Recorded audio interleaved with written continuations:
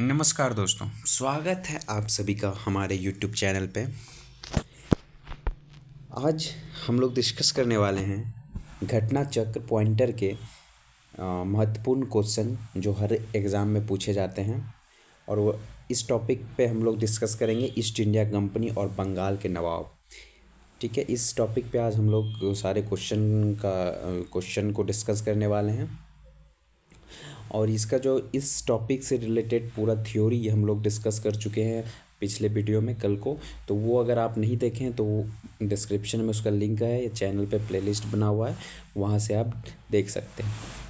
तो चलिए बिना टाइम को गवाए आप स्टार्ट करते हैं। और एक बात, अगर आप चैनल पे नए हैं तो प्लीज़ ज़्यादा से ज़्यादा शेयर कीजिए, लाइक कीजिए, सब्सक्राइब कीजिए और जो बेल आइकन है उसको प्रेस कीजिए ताकि जितने भी नोटिफिकेशन हैं वो आपको टाइम टू टाइम पहुंचते रहे और अपडेटेड रहते रहें। तो चलिए शुरू करते हैं क्वेश्चन। हमारा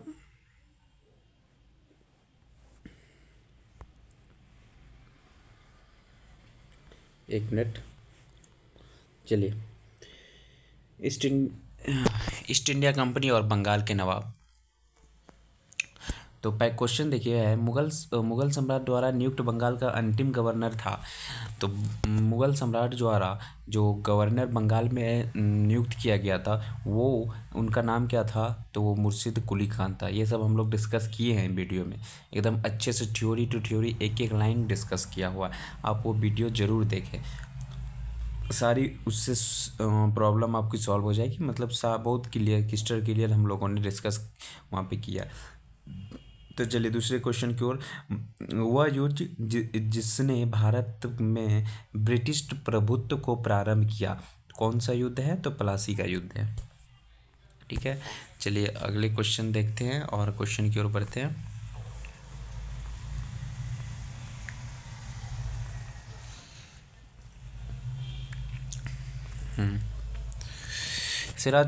सिराजुद्दौला लॉर्ड क्लाइव द्वारा परास्त हुआ था। किस युद्ध में परास्त हुआ था? तो प्लासी के युद्ध में। प्लासी का युद्ध किस ईयर में हुआ था? ये डेट आप लोग को याद होगा, 1757 ईस्वी में लड़ा गया था प्लासी का युद्ध। ठीक है, अगला क्वेश्चन है, भारतवर्ष में ब्रिटिश साम्राज्य का संस्थापक था, कौन था? तो लॉर्ड रॉबर्ट क्लाइव। लॉर्ड नहीं बोलेंगे इसको, रॉबर्ट क्लाइव बोलेंगे, सारा रूट लिया। अगला क्वेश्चन है, अल्बुकर्क रॉबर्ट क्लाइव फ्रांसीसी डुप्लेट तथा लॉर्ड कार्निवस में से जिसे स्वर्ग से उत्पन्न सेनानायक कहा गया है वो कौन है? तो लॉर्ड क्लाइव कहा गया है इनमें से। अगला क्वेश्चन देखिए, प्लासी का युद्ध मैदान अवस्थित था, कहाँ पे प्लासी का युद्ध मैदान था? तो पश्चिम बंगाल में। ठीक है, प्लासी का युद्ध किस ईयर में लड़ा गया? ये देखिए 1757 ईस्वी में। बंगाल का वह नवाब जिसने अपनी राजधानी मुर्शिदाबाद से मुंगेर स्थापित किया था, तो मीर कासिम ने किया था। मीर कासिम जब मीर जाफ़र को जब अंग्रेज़ों ने हटा के मीर कासिम को लाया था, तो मीर कासिम ने द्वितीय प्रणाली को सबसे पहले हटाया था। ये द्वितीय प्रणाली था जो लागू था उसको हटाया और इन्होंने अपना पहला राजधानी मुर्शिदाबाद से मुंगेर कर दिया। और मुंगेर में इन्होंने बारूद की कंपनी, मतलब पूरा बारूद का गोदाम ये सब लगाया था। इसी से फिर अंग्रेज़ भड़क गए और फिर इन्होंने मीर कासिम को भी हटा दिया था। तो ये सब हम लोग डिस्कस किए हैं, आप वो वीडियो देखिएगा तो बहुत अच्छा लगेगा, सारे डिस्कस किए हैं। अगला क्वेश्चन देखिए, सबसे अधिक निर्णायक युद्ध जिससे अंग्रेजों ने भारत में प्रभुत्व को स्थापित किया, कौन सा निर्णायक युद्ध? बक्सर का युद्ध। बक्सर का युद्ध से किस ईस्वी में ये लड़ा गया? 1764 ईस्वी में। 1764 ईस्वी में बक्सर का युद्ध लड़ा गया है। ठीक है, बक्सर के युद्ध के समय दिल्ली का शासक कौन था? तो शाह आलम द्वितीय। बक्सर के युद्ध के समय बंगाल का नवाब मीर जाफ़र। इंग्लैंड की ईस्ट इंडिया कंपनी के भारत में प्रथम निर्णायक सैन्य सफलता मानी जाती है, कौन सा? बक्सर का युद्ध। बक्सर का ही जो लॉर्ड क्लाइव ने ये बक्सर का युद्ध जो कि 1774 के ईस्वी में लड़ा गया था। ठीक है, अगले की ओर क्वेश्चन की ओर देखिए बढ़ते हैं। ईस्ट इंडिया कंपनी को दीवानी प्रदान थी शाह आलम द्वितीय ने। ठीक है, 1765 ईस्वी में ईस्ट इंडिया कंपनी को बंगाल के दीवानी प्रदान थी मुगल सम्राट ने। ठीक है, वह गवर्नर जिसके कार्यकाल में ईस्ट इंडिया कंपनी को शहंशाह शाह आलम द्वितीय बंगाल, बिहार तथा उड़ीसा की दीवानी के अधिकार थी, कौन थे वो? तो लॉर्ड क्लाइव थे। अगला आते हैं, सम्राट शाह आलम द्वितीय ने ईस्ट इंडिया कंपनी को बंगाल, बिहार तथा उड़ीसा की दीवानी प्रदान की। किस दिन वह प्रदान की शाह आलम द्वितीय को ईस्ट इंडिया कंपनी ने? तो 12 अगस्त 1765 में, जब युद्ध हो गया बक्सर का युद्ध, तो उन्होंने संधि हुआ इलाहाबाद की संधि। ये देखिए अगला क्वेश्चन ही है। इलाहाबाद की संधि के बाद रॉबर्ट क्लाइव में मुर्शिदाबाद का उप दीवानी नियुक्त किया मोहम्मद रजा खान को, और इलाहाबाद संधि के बाद ये जो शाह आलम द्वितीय था, इसको जो है दीवानी प्रदान कर दिया गया, मतलब इसको दीवानी दे दिया गया। कहाँ का? बंगाल, बिहार, उड़ीसा का। ठीक है, देखिए 1765 ईस्वी में दीवानी प्रदान किए जाने के बाद ब्रिटिश सबसे पहले जिस पर्वतीय जनजाति के संपर्क आए वो कौन सी जनजाति थी? खासी। ठीक है, अगले की ओर आते हैं। तो अवध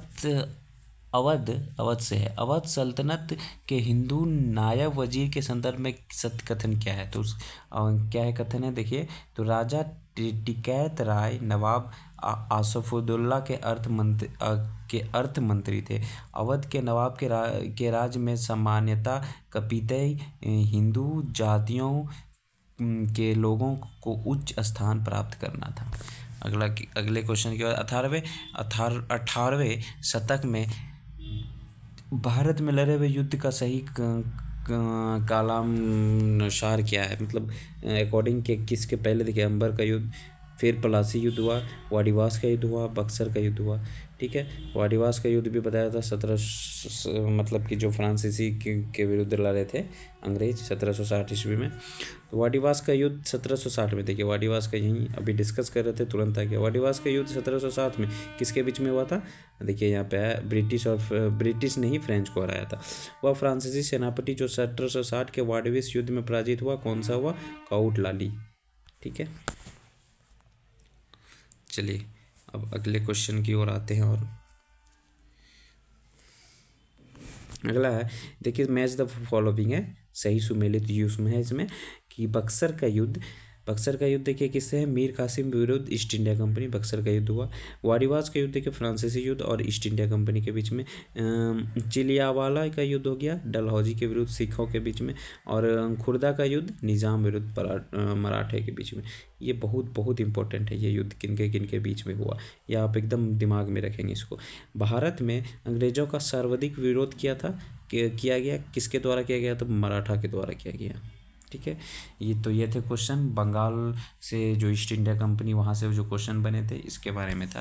तो चलिए अब देखिए, अब अगला हम लोग पर क्वेश्चन देखने वाले हैं क्षेत्रीय राज पंजाब और मैसूर, इससे रिलेटेड पंजाब और मैसूर से रिलेटेड क्वेश्चन देखने वाले हैं। क्या क्या कौन सी संधि आई, मद्रास की संधि जो हुई, ये सब देखने वाले। तो चलिए शुरू करते हैं।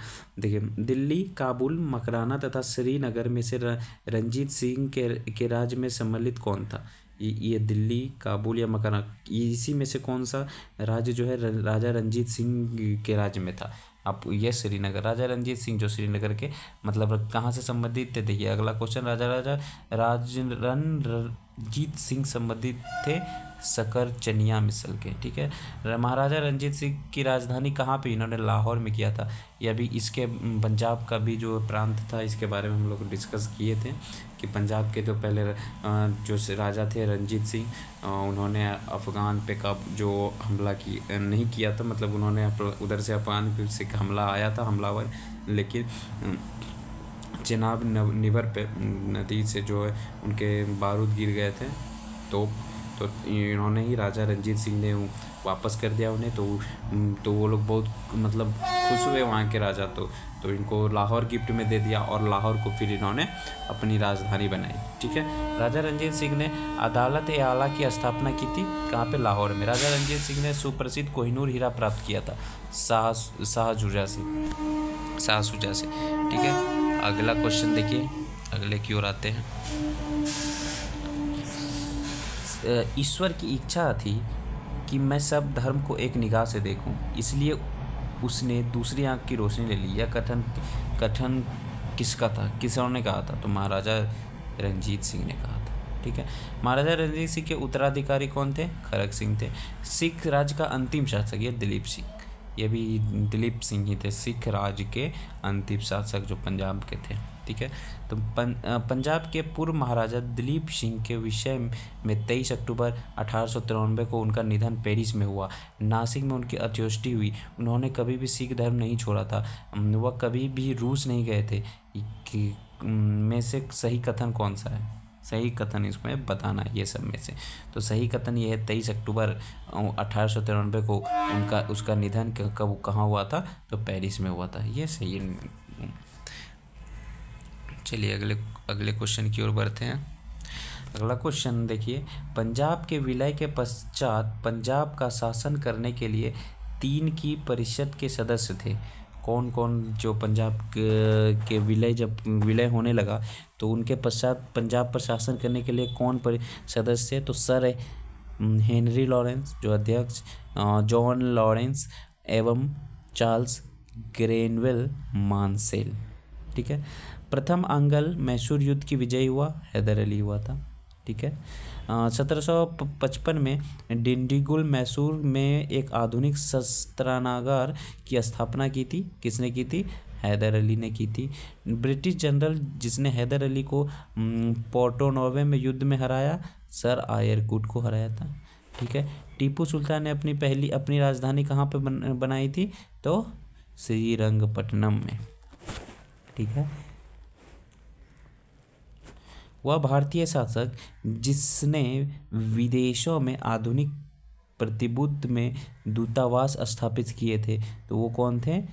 टीपू सुल्तान। टीपू सुल्तान ने ब्रिटिश सेना को 1780 ईस्वी में हराया था।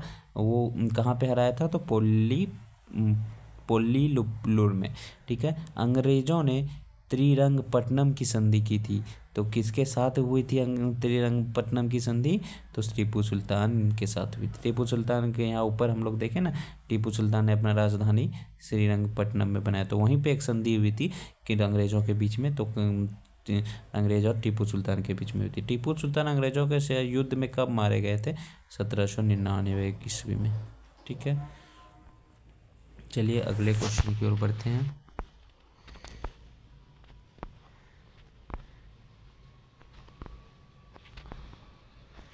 अगला है हमारा सही सुमेलित युग्म है, मतलब मैच द फॉलोइंग है। देखिए, तो प्रथम आंग्ल मैसूर युद्ध कब हुआ? मतलब किस में कौन विजयी हुआ? देखिए, हैदर अली विजयी हुआ। फिर द्वितीय आंग्ल मैसूर युद्ध और निर्णायक था। तृतीय आंग्ल मैसूर युद्ध टीपू सुल्तान युद्ध में पराजित हुआ और अपना भूभाग अंग्रेजों को दे दिए। और चतुर्थ आंग्ल मैसूर युद्ध टीपू सुल्तान पराजित किया गया और युद्ध के माध्यम दिवंगत हो गए। ठीक है, ये आपको देखना है, ये आंग्ल मैसूर युद्ध के बारे में यहाँ पे पूरा पॉइंट दिया हुआ है, क्या क्या हुआ, तो इसको याद रखना है आपको। चलिए अगले क्वेश्चन की ओर, वही है सुमेलित है, मतलब इसमें भी मैच द कॉलम है। देखिए, इलाहाबाद की संधि कितने ईस्वी में? 1765 ईस्वी। मंगलौर की संधि 1784 ईस्वी। सालबाई की संधि 1782 ईस्वी। मद्रास की संधि 1769 ईस्वी। ये इम्पोर्टेंट है, इसको आप ध्यान में रखिएगा। चलिए अगले क्वेश्चन की ओर बढ़ते हैं।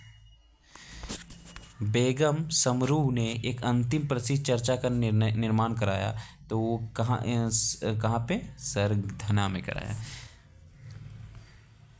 चलिए देखिए, सही कथन क्या है? महाराजा रंजीत सिंह ने लाहौर में तोपों के निर्माण के लिए आधुनिक ढलाई खाने स्थापित किए। आमेर में सवाई जयसिंह ने यूलिल के रेखा गणित के तत्वों का संस्कृत में अनुवाद कराया। मैसूर में टीपू सुल्तान ने श्रृंगेरी मंदिर में देवी शारदा की मूर्ति के निर्माण के लिए धन दिया। तो ये सब पॉइंट है, कुछ ये आपको देख के रखना है। देखिए, फिर आते हैं सही कथन पे आते हैं। प्लासी के युद्ध में सिराजुद्दौला की पराजय के लिए मीर जाफर ने अंग्रेज़ों से मिलकर षड्यंत्र रचा। हाँ, तो हम लोगों ने बंगाल में जब हुआ था, बंगाल के वाली टॉपिक में हम लोग पिछले क्लास में देखे थे कि जब ये अंग्रेज़ जो मिल गए थे मीर जाफ़र को अपने ले लिए, और इसी की जब प्लासी का युद्ध प्लासी रिवर नदी में हुआ तो ये मीर जाफ़र अंग्रेज़ों की तरफ आ गए, और अंग्रेज़ ऐसे ही वहाँ पे अंग्रेज़ों का उसी में जीत हो गया था। ठीक है, देखिए, अंग्रेज ईस्ट इंडिया कंपनी ने कंट्रोल के खिलाफ बगावत नहीं की। हैदराबाद राज्य के निज़ाम ने, ठीक है, हैदराबाद राज्य के निज़ाम ने अंग्रेज ईस्ट इंडिया के खिलाफ बगावत नहीं की। तो ये थे क्वेश्चन आज के, और हम लोग अगले फिर टॉपिक में गवर्नर और वाइस जनरल वाइसराय, इसके बारे में हम लोग देखेंगे अगले लेक्चर में। तो यहाँ तक के हम आशा करता हूँ अच्छा लगा होगा आप लोगों को। तो कैसा लगा आपको, प्लीज़ वीडियो के कमेंट बॉक्स में आप ज़रूर बताएंगे, और आपको किसी और आगे किस टॉपिक से रिलेटेड आपको चाहिए तो हम वो भी बताएं क्वेश्चन, तो उसके अकॉर्डिंग मैं वीडियो लाता रहूँगा। और प्लीज़ ज़्यादा से ज़्यादा शेयर करें आप लोग, ताकि सबको फ़ायदा हो सके। लाइक कीजिए, शेयर कीजिए, और सब्सक्राइब तो ज़रूर से ज़रूर कीजिए, और ताकि हम भी मोटिवेट रहे और ऐसे ही वीडियो आपके लिए लाते रहें। तो चलिए आज यहीं तक रखते हैं, और फिर से मुलाकात होगी आप लोगों से फिर नए वीडियो के साथ। चलिए, थैंक यू, बहुत बहुत धन्यवाद आप लोगों का।